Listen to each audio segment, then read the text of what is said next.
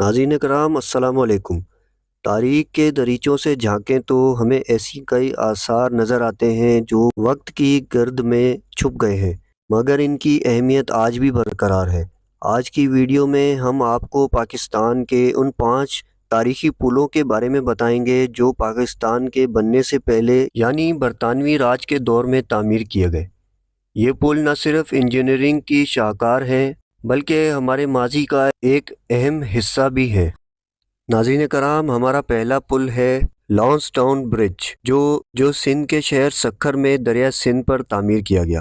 یہ پل 1899 میں مکمل ہوا اور اس وقت دنیا کا سب سے بڑا سنگل اسپین برج کہلاتا تھا۔ اس کا ڈیزائن برطانوی انجینئر نے تیار کیا۔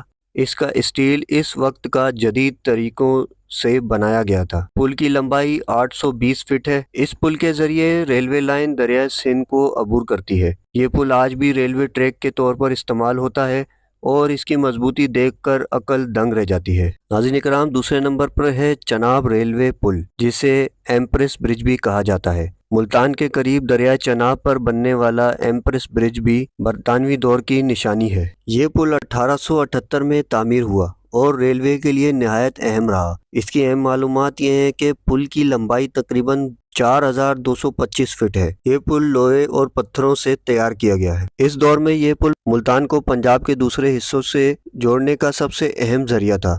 یہ پل آج بھی متروکہ نہیں ہوا بلکہ ریلوے کی سرگرمی میں فعال ہے۔ نمبر 3 پر ہے عطا محمد پل، حیدرآباد کوٹری برج۔ کوٹری پل، جسے عطا محمد پل بھی کہا جاتا ہے، دریائے سندھ پر بنایا گیا تھا تاکہ سندھ کے شہر حیدرآباد کو دیگر علاقوں سے جوڑا جا سکے۔ اس کی اہم معلومات یہ ہیں کہ اس کی تعمیر 1897 میں شروع ہوئی اور 1900 میں مکمل ہوئی۔ اس پل پر ٹرین گاڑیاں دونوں چلتی ہیں۔ یہ پل اس دور کا پہلا پل تھا جو سندھ کو کراچی سے جوڑتا تھا۔ آج اس پل کے ساتھ نیا پل بھی تعمیر ہو چکا ہے، مگر پرانا پل تاریخی اہمیت رکھتا ہے۔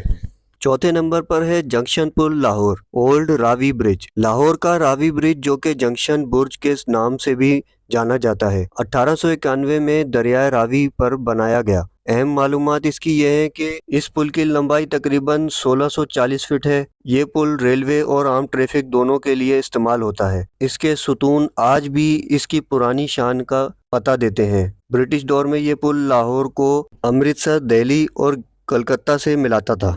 ناظرین کرام، نمبر 5 پر ہے جمرود پل۔ جمرود پل پشاور کے قریب خیبر ایجنسی کے راستے میں برٹش انڈیا کی اہم دفاع گزرگاہ پر تعمیر ہوا تھا۔ اس کی اہم معلومات یہ ہے کہ یہ پل فوجی ساز و سامان اور ریل گاڑیوں کی آمد و رفت کے لیے بنایا گیا تھا۔